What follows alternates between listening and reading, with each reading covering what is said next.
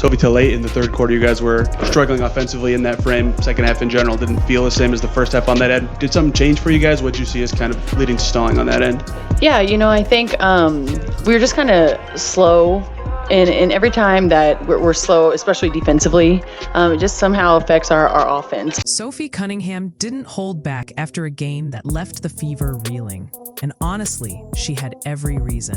What seemed like a sure win slipped through Indiana's fingers, leaving fans frustrated and questioning everything from strategy to leadership. The Fever led comfortably at halftime, but by the end, it was an 88-84 defeat against a Washington Mystics team sitting near the bottom of the standings. How does a team lose control so fast?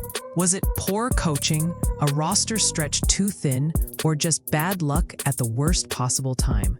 Today, we're diving deep into the collapse, analyzing player effort, coaching decisions, and the stark contrast between accountability and explanation.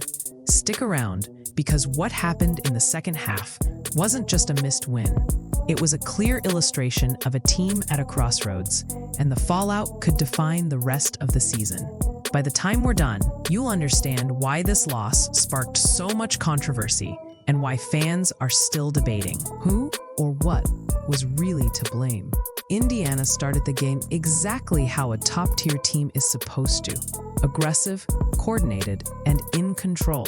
By the second quarter, they had built a 10-point lead, with standout performances from Aaliyah Boston inside and Kelsey Mitchell facilitating smoothly on the perimeter. Sophie Cunningham provided energy, Odyssey Sims ran the floor with precision, and the offense seemed almost unstoppable. At that point, it looked like a routine win, a game to solidify their playoff positioning. But even as fans were cheering, there were subtle signs that things could unravel. Washington's defense was quietly testing Indiana's rotations, probing for weak spots, and the Mystics rookies were already showing flashes of the skill that would soon tip the game.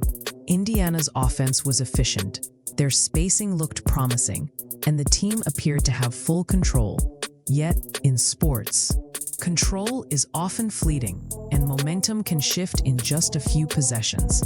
Little did anyone know, the second half was about to expose vulnerabilities that no stats could mask. And then it happened.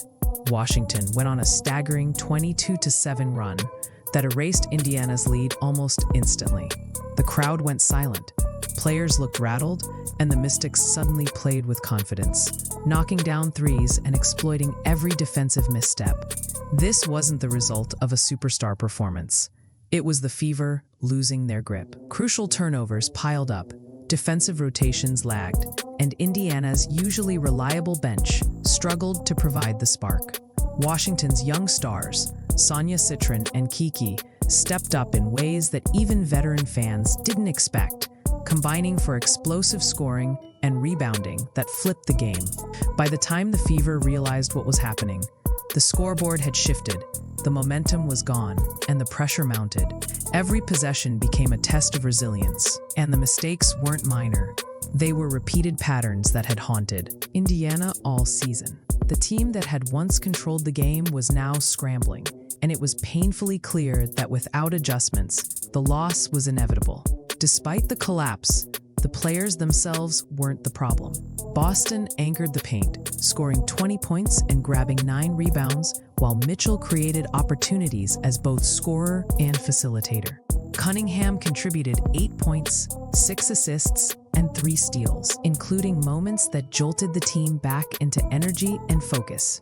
Sims, barely into her stint on a hardship contract, kept the team afloat with 11 points and relentless ball handling. Every player gave everything they had, yet their effort couldn't compensate for the systemic breakdown. The offense stalled, possessions defaulted to predictable isolation plays, and the flow that normally defines the Fever disappeared. Fans saw grit, determination, and heart on display, but the team's structure couldn't channel those efforts into a cohesive plan. What should have been an inevitable win turned into a lesson in how effort alone, no matter how intense, can't overcome strategic mismanagement. The spotlight quickly turned to Stephanie White, Fans were stunned by her decision to sit Chloe by, who is hitting 42% from 3 this season, during a game where spacing and perimeter shooting were critical. White explained it was due to defensive matchups, concerns about rebounding and coverage, but the result was the same. Indiana's offense clogged, rotations stagnated, and free throws and open shots piled up for Washington. Beyond by, questions arose about rotations, late-game adjustments, and whether the team had a reliable counter once Washington seized momentum. The controversy wasn't about effort. It was about missed opportunities and leadership in action. Fans debated endlessly. Should White have trusted her shooters? Expanded the rotation? Taken more decisive action? While the players fought through adversity, coaching decisions became the narrative, highlighting a gap between accountability and explanation that would dominate post-game discussions.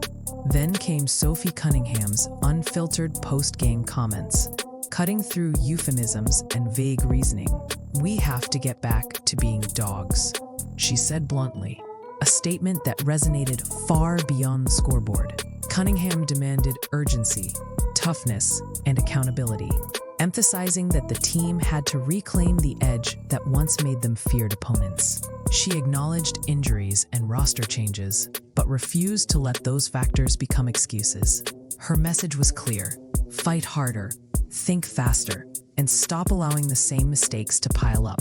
The contrast between Cunningham's honesty and White's more measured, explanatory approach was stark. Fans could see who was taking responsibility for the outcome and who was reframing it as a broader adjustment period. That contrast defined the emotional and strategic narrative of the night, highlighting the tension between leadership and execution.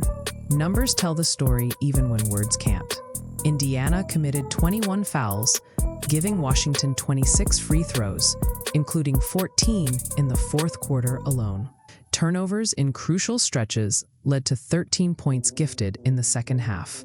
Mitchell's workload ballooned, asked to both score and create under extreme pressure. Every stalled possession, every repetitive isolation play, and every missed opportunity compounded, turning what could have been a routine win into a preventable loss. It's the kind of statistical collapse that illustrates more than just numbers. It shows how small mistakes, uncorrected, become monumental in high-stakes games. Fans watching could feel the frustration building, realizing that effort alone wasn't enough to compensate for inefficiencies and a system that failed to adapt under pressure. The roster context deepens the story. Caitlin Clark is sidelined. Sydney Colson and Ari McDonald are out with season-ending injuries, and the Fever were forced to sign players like Sims and Lambert just to stabilize the rotation. Yet, even stripped of key ball handlers, the team fought through adversity. Boston carried more weight inside. Mitchell's facilitation doubled, and Cunningham shifted into a facilitator-defender hybrid role. The team displayed resilience, but the limitations imposed by injuries and rotations exposed gaps that coaching decisions failed to address. Without strategic intervention, the system couldn't compensate for lost talent, leaving the Fever vulnerable in moments that would decide the outcome of the game and potentially the playoff race. So where does this leave Indiana? Fans are left with difficult questions. Should Stephanie White be held accountable for her decisions? Was this collapse the result of tactical missteps, the injury crisis, or simply a roster stretched too thin? The bigger concern is the disconnect between player effort and leadership guidance.